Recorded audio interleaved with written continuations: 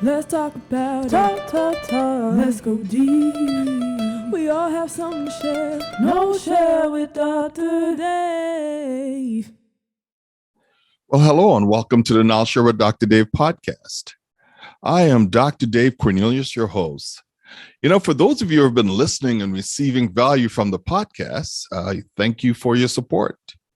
If you are new, I say welcome. I look forward to connecting with you at any point in time that you may have time. So the Deliver Value series is a set of topics that will be included in my upcoming book called Deliver Value: Happy Contributing People, Satisfied Customers, and Thriving Business. As an author, our creative juices are not as fluid as sometimes, and we hit the proverbial writer's block or writer's wall. So since the COVID 2019 pandemic, I've been struggling like everyone else. And so I decided, well, perhaps I should use some lean, agile approach to writing this next book and finishing it, getting it to the finish line. So each month, a new topic from the book will be released as one of my podcast episodes. And this will help me create the Deliver Value series. So I want to begin with the very first topic, which is the definition of value, DOV or DOV.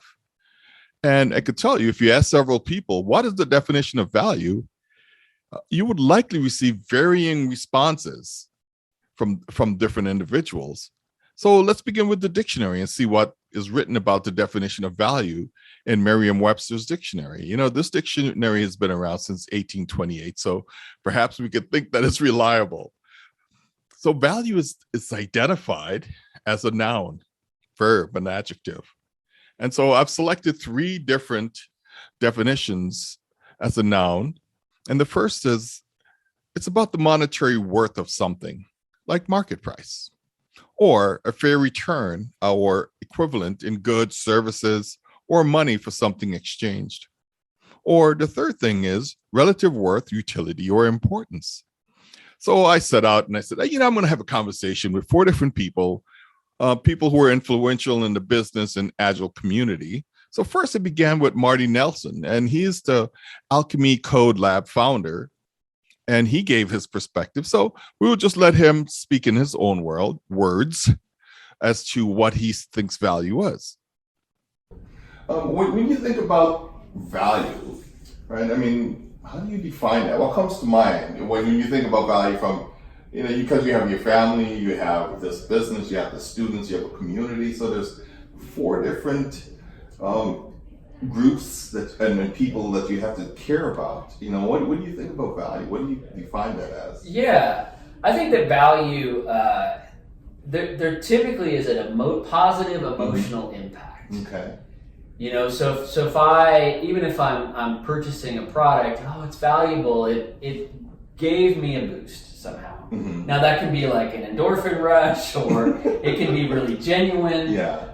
But I think as humans, we are emotively driven. Mm-hmm. We do want happiness, we do want love and attention, and I think often value then should make us, should move us, should inspire us, should invoke things in us. I'm a big believer. I don't have any problem with money. I'm not like money to me is a marker of value. It's just a way to hold on to the value. Right. And you look at a lot of good marketing gurus or salespeople. They're all about like providing value. Yeah. Right? And people want to give you the money because that's a good exchange. So I see value as, and especially as a software developer, we talk a lot about value, MVPs and that. Yeah. But even on a feature level, you think about a user, and I think about it in emotive terms. I'm like, what is going to delight a user? What is going to be exciting about this product, or just the accomplishment of using a feature? So I see value coming to emotional terms that way too. What's the experiential value to that user? Then I went on and I spoke to Diana Larson, and she's the author of the book Agile Retrospective. And any one of us who work in the technology space who is involved with agility or agile practices, we're very much familiar with retrospectives, and even beyond that, other disciplines use retrospectives as well. And she's also the co-founder of the Agile Fluency model. And she has a definition of what is the definition of value. It's kind of there's a couple of different kinds of value. I mean, it's too bad we only have one word to talk about a lot of different things, right? And so there's one piece that is value to the customer. Businesses are sensitive to their customers' needs. They want to be giving them what they want so that those customers will pay for services and products. And so there's the value around the sort of the value stream going to the customer. What, are we getting closer and closer as time goes by to building the thing that the customer really wants and will accept from us and pay for from us and so on, whether that's an internal customer or an external customer. If we're in IT and we're building infrastructure kinds of things, still we have customers who have a need for that and so on. So there's that kind of value. Then there's also business value to the business. And that is it enabling the things that enable the business to thrive and be resilient and sustain over time and those kinds of things. So wise use, like we talk about investments. So wise use of the assets that the business has so that they are getting a return on the things that they invest in. They are getting a return that is greater, that enables them to take on new things, right? So I mean, that's very generic, but it's so specific to different companies and different businesses. But there is that, and so value, I think, in the business sense, is very much tied to strategic direction.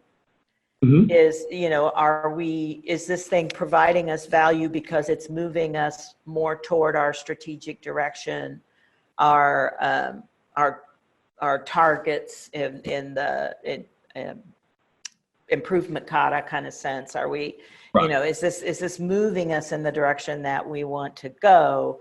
That gives greater value to the business, whether that's strategically or whatever. Are we trying to, is there a value that we're after that has to do with entering new markets? Is there, value to bringing us closer to our existing customers? Is there value in helping us be more effective or efficient in what we're doing? All of those things are business value. We tend to talk about it in the Agile Fluency model community. We tend to talk about it as business benefits.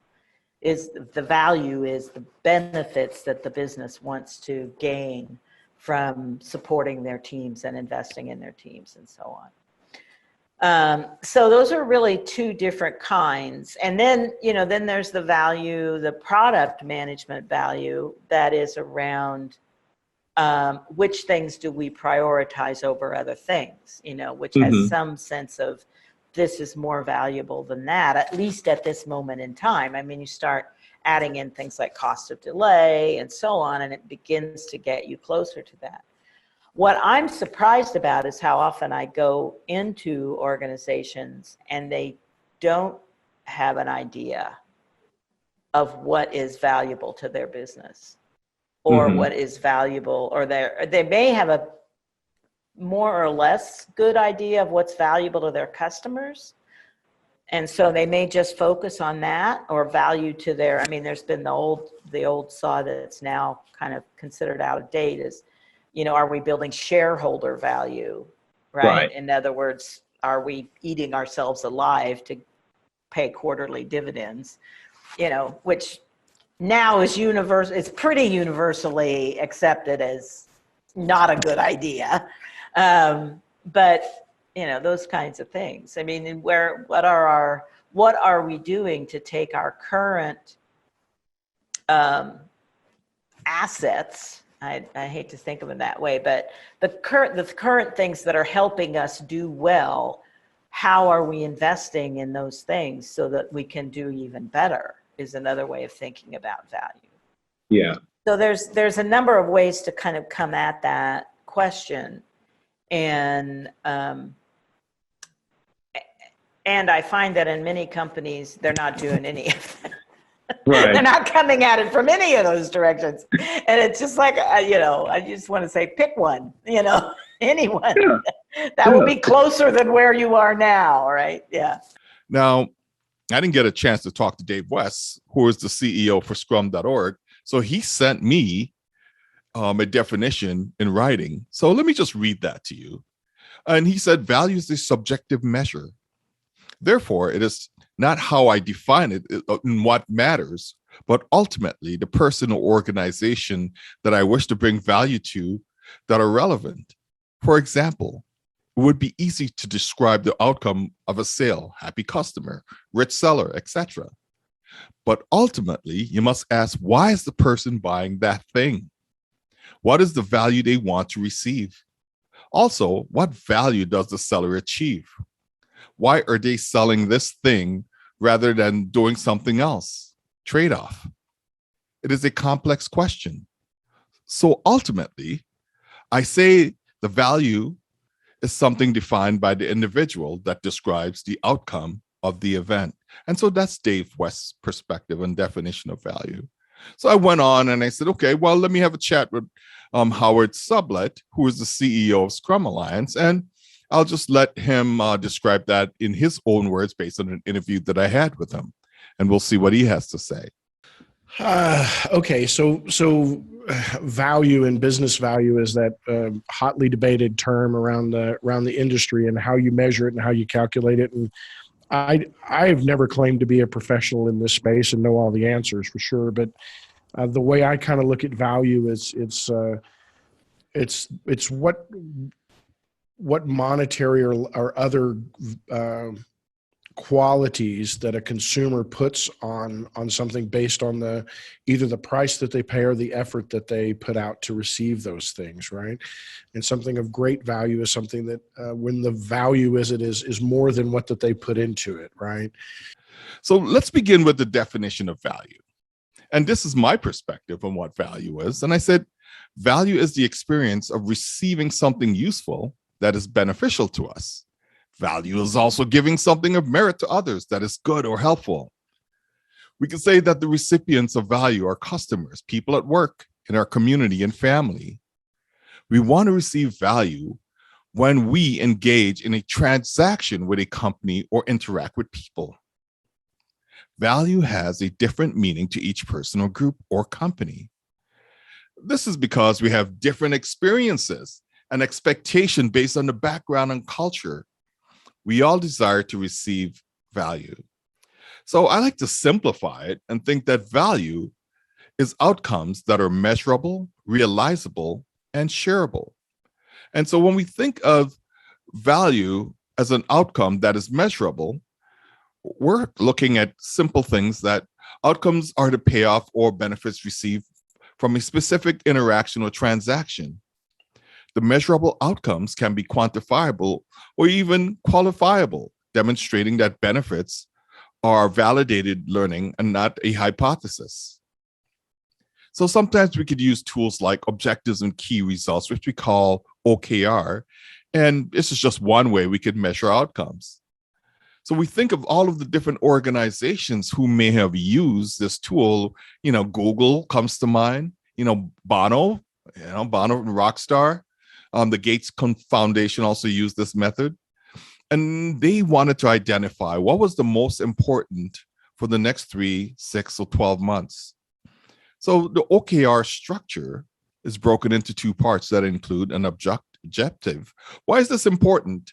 And 2, key results, benchmark and monitor how to get to the objectives.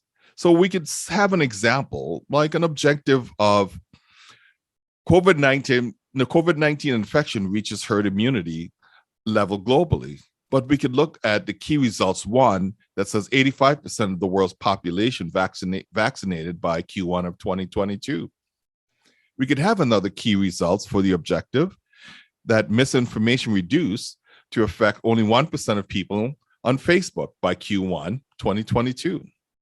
Or the third key results, we could say that 65% of the global population are ambassadors for healthy living by Q2 of 2022.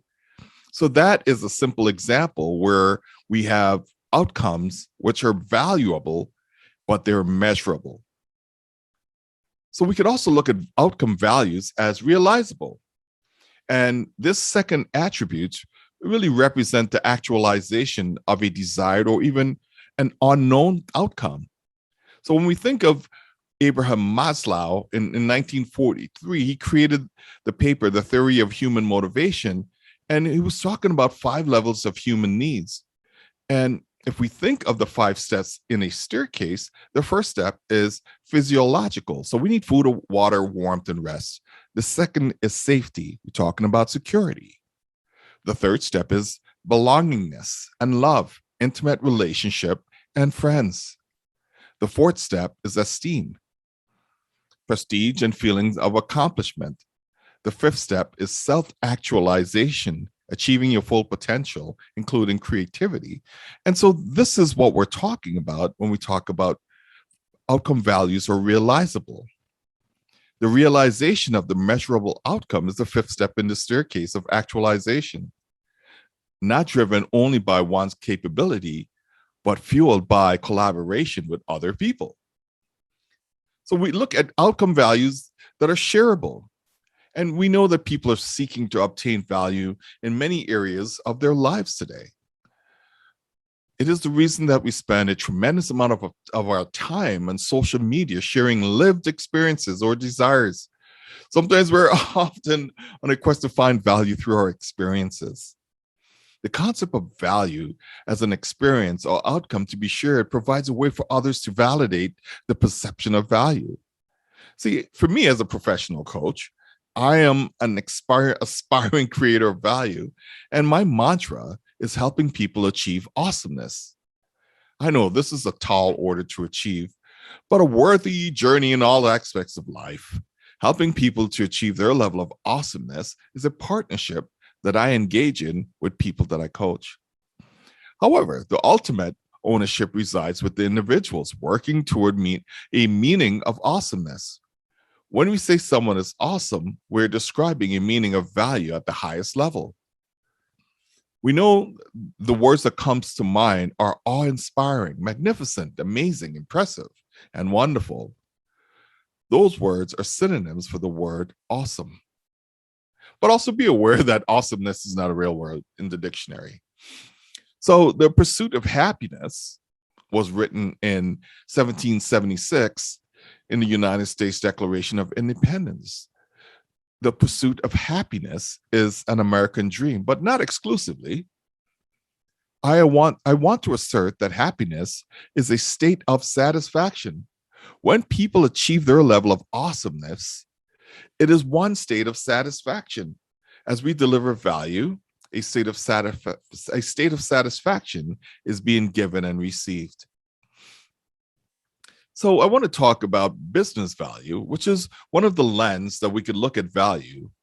And members of most business organizations often pursue maximizing value through effectiveness and efficiencies. Optimizing flow is an ongoing effort and part of continual learning. We check to verify the satisfaction with an optimized flow state and decide to acknowledge that it is good enough or identify if more changes are needed. So identifying the need for change is not enough because an associated action is required to ensure that we remain in an optimized flow state.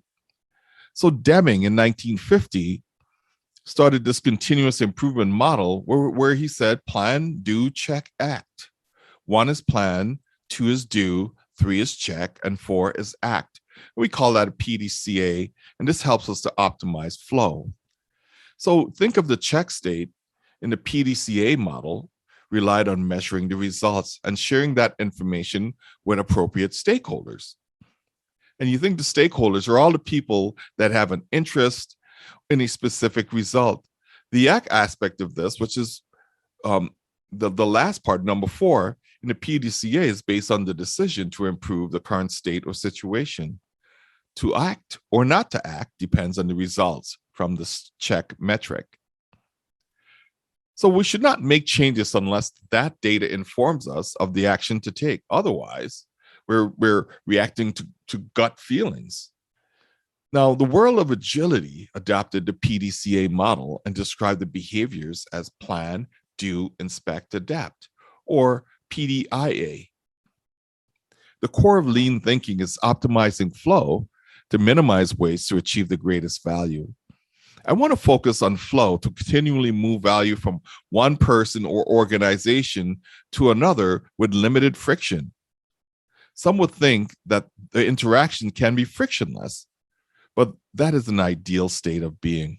Friction exists in everything we do, but we can minimize the amount of friction to make it appear frictionless. So now the other thing that we'd like to talk about is customer value. And I invite you to pause for a moment during your next visit to a coffee shop and ask the question, what value is provided to the customers and employees? The coffee shop provides a customer experience that makes people feel accepted during in-store or online buying experience for a coffee drink and a light snack. The cozy community feel can help people connect and improve the exchange of value between the barista and the person waiting for a drink to be on their way to work or school. The internet cafe, this family style and co-working collaboration desk configuration make it possible for students and business professionals to connect for a conversation or even to do homework. So the people working at the coffee shop tend to have a positive attitude toward customers, and people buy from people they trust. The coffee shop receives many benefits that help them finish college and establish, let's say the coffee shop employees receives many benefits that help them finish college or establish an alternative career. So the coffee shop also promotes social impact and change in communities to feed the homeless through unsold food. So there are many different ways that when we start to think about value, that we could have, great conversations. So there's one experience that I've had with delivering customer value, and this was one of the areas where I've kind of discovered, hey, I've delivered over $1 billion in customer value throughout my career, and this is through different software platform that I led, as a role as a senior manager of product development. So the calculated value that I came up with of $1 billion of customer value was based on the number of transaction and dollar value pushed through the software platform that I was responsible for managing. So you think about, around 2004, the financial markets were thriving, especially the housing industry. People and companies were making money hand over fist, and accelerated innovations were needed to enable faster transaction throughput. People do not scale. The only way to achieve sustainable, faster throughput is by leveraging advanced technology platforms. So really, do we get to grow the value of a technology platform in a company where the core business is not delivering technology as a value proposition? So I inherited this technology platform that did not scale and was brittle. The system were responsible for collecting credit ratings, home appraisal, title information for home buyers, brokers, and another, financial organization. So it was estimated that about $80 billion in transactions per month were being processed across the financial organization. And you can think about it that the company was making something around 4 basis points on the $80 billion transactions. And so that was approximately about $320 million per month in revenue opportunities. A delay in processing those transactions affected many people, including customers, the salespeople waiting for commissions, and organizational revenues. The delays created an immense number of tensions between the technology group and the business operations group. At month-end closing, all hands were on deck to watch the system 24 hours for 7 days. We did not get much sleep. And the wonderful BlackBerry at the time that we carried around, would go off at 2 a.m. in the morning and at different hours as well, telling us the system was broken or there was a problem. It was even really worse during the peak hours of the day. And so one day I asked my boss how he was doing, and he said that he felt like he was being abused in jail. I'm going like, wow, that was some serious heavy words, man. We're just working a corporation. We're not in jail. Now, that was a powerful statement, and I tried to empathize with what my boss was experiencing daily. So the VP of operation would publicly berate my boss and make him feel inadequate and even inept at best. So one day I walked into the VP of operations office and asked what the opportunity cost to the organization when the system performance was slow or unavailable. He kind of looked up to me and go like, wow, why are you asking me that question? But anyway, I still went forward and wanted to let him know that as a product manager, it is important to understand the value of my assigned products to internal and external customers. And during peak week, he and I spent several days collecting information about transactions stuck in the pipeline to understand the ripple effect financially on internal and external stakeholders. It is important to know how much money was not being processed.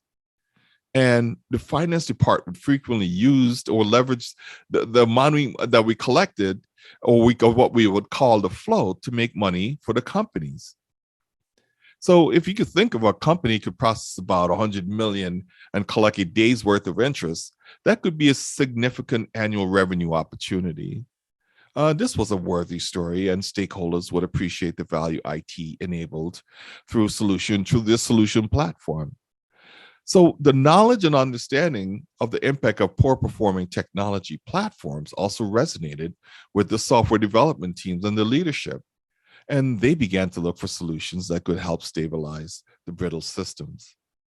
Our team collaborated to fix the opportunity performance issues and provided increments of value to the internal and external customers within 3 months. That was a great step forward, reducing uncertainty and enabling the organization to realize value without delays. The cost of delay is an important concept for business and technology people to understand.